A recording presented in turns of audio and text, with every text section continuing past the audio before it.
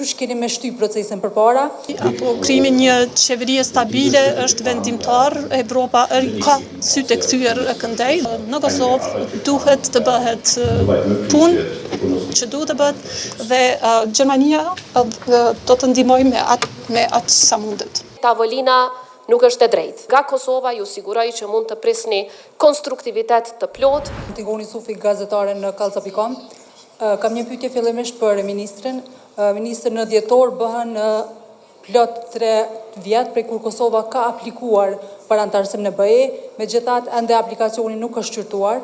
A mundemi me i ditë cilat janë arsyet pse nuk po shqyrtohet ky aplikacion, edhe me që Kosova i ka shpresa të jo që do ta shtyni përpara procesin, çush keni me shty procesin përpara?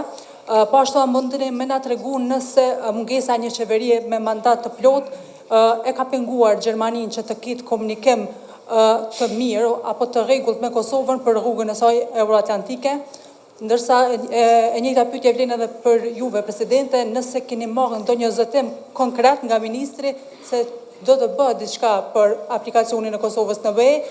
Unë mund vetëm të them atë që thash më herët, ne angazhohemi për atë që dialogu për normalizim në mes të Kosovës dhe Serbisë të qohet përpara me energji. Unë i kam tekstuar disa pika në Beograd dhe këtu edhe këtu kjo temë ka qenë temë që kemi diskutuar dhe do ta diskutojmë edhe më tej, që është me rëndësi të ketë një marrje të përgjegjësi të përgjegjshme nga ana e kryetarëve të zgjedhur të komunave në veri dhe që çështja e zbatimit të themelimit të asociacionit të komunave me shumicë serbe të zbatohet gjithashtu dhe ne kemi folur për këtë dhe unë shpresoj që kjo do të përfundohet me sukses. Përtej kësaj mendoj që themelimi apo krijimi një qeverie stabile është vendimtar, Evropa ka sy të kthyer këndej dhe unë jam optimist që shumë shpejt të arrihet progres këtu dhe gjithashtu në rrugtimin e Kosovës drejt BE-s. Por fillimisht këtu në Kosovë duhet të bëhet punë që duhet të bëhet dhe Gjermania do të ndihmojë me atë sa mundet. Sa i përket pyetjes së parë se a kemi zotim konkret nga Gjermania për të përkrahur rrugën evropiane të Kosovës, ju e dëgjuat përgjigjen nga vetë ministri, natyrisht që Gjermania ka qenë ndër shtetet e para që e ka përkrahur rrugtimin tonë drejt integrimit, por vazhdon të jetë të thoja ndër motorët kryesor që e shtyn përpara integrimin tonë. Aplikacioni, siç e dini, ju e thatë me të drejtë, nga dhjetori i vitit 2022 është akoma duke pritur trajtim. Është për fat të keq që përkundër faktit që nëse e krahasojmë Kosovën me shtete tjera të Ballkanit Perëndimor, ne kemi plotësuar shumë më shumë kritere, shumë më shumë detyra të shtëpisë, kemi progres shumë më të madh edhe në sundimin e ligjit, edhe në reforma ekonomike, edhe në fushën e të drejtave të njerëzit, edhe në shumë fusha të tjera siç dëshmohet edhe me të gjitha raportet për vendin në vitet e fundit, por megjithatë jemi vendi vetëm që nuk e ka statusin e kandidatit. Pra, progresi nuk është reflektuar në veprime konkrete nga ana e Bashkimit Evropian.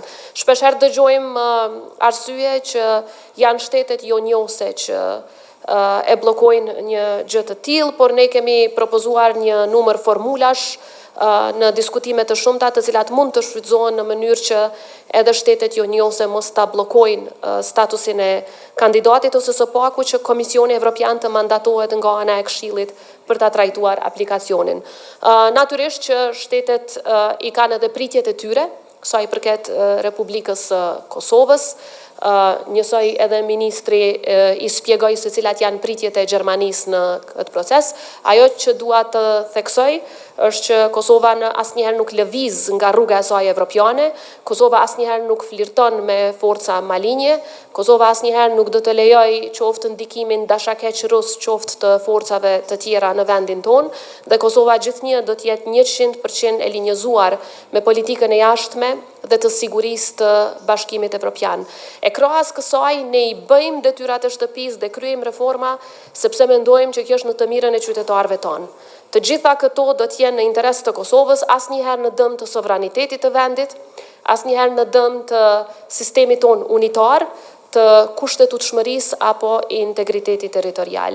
Pra këto janë parimet themelore mbi të cilat bëhet edhe dialogu me Serbinë, por edhe proceset e tjera që janë të rëndësishme, do të thoja jo vetëm për rajonin ton, por për gjithë Bashkimin Evropian. Kosova ka dëshmuar konstruktivitet dhe bashkëpunim me Bashkimin Evropian, edhe në këtë frymë dhe ka pranuar marrëveshjen e Brukselit dhe aneksin e Ohrit. Natyrisht, procesi dialogut të BE-s duhet të jetë i balancuar dhe duhet të jetë i drejtë e i barabartë. Këto janë parime që duhet të vlejnë në çdo proces negociator dhe jo vetëm ndërmjet Kosovës dhe Serbisë. Për momentin, siç e dini, tavolina nuk është e drejtë, sepse në njërin anë e kemi Kosovën e cila është nën masa, nën sanksione, në anën tjetër është Serbia e cila përkundër akteve të agresionit ndaj Kosovës, përkundër faktit që nuk e ka as politikën e jashtme dhe të sigurisë të linjëzuar me BE-n, shumë arsye të cilat i din e gjithë bota, jo vetëm BE-ja, fatkeqësisht nuk ka ndonjë masë ndaj tyre. Pra, në qoftë se dëshirojmë që dialogu të ketë sukses, duhet të jetë një proces i balancuar dhe i barabartë, të trajtoj të dyja palët në mënyrë të barabartë, ndërkaq nga Kosova ju siguroj që mund të prisni konstruktivitet të plot, bashkëpunim me ju dhe gjithnjë edhe kontribut vetëm për paqe dhe stabilitet.